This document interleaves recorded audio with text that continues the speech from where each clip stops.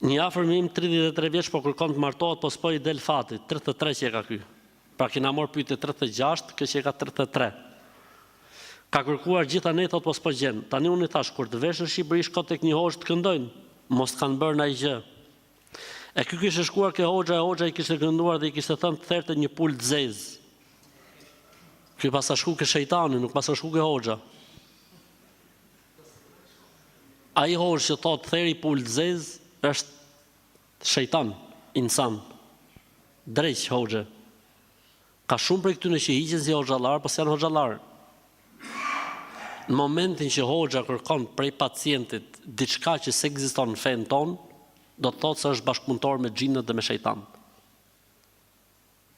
Erdhi dikush, s'po më çelet fati, ku i kënon Kur'an, ajetet e magjisë, ajetet e mësyshit, ajetet e smirës. Nëse njeriu reagon diku, do të thotë se ka diçka, nëse se reagon, selam aleikum, aleikum selam, fal namaz natë o shok. Fal namaz natë, lexo Kur'an, bëj dhikr, bëj dua Allahut. Jo therr pul të zezë. Fjala e hoxhës, therr pul të zezë do të thotë që nuk është hoxh.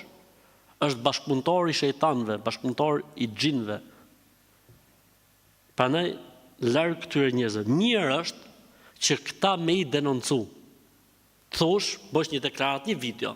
Isha sot ke filan hoxh, edhe ky hoxha më tha që duhet therr një pul të zezë. Po a them këtë gjë që të keni kujdes, mos shkoni mo te ky hoxh se që e ka nona e drejtit.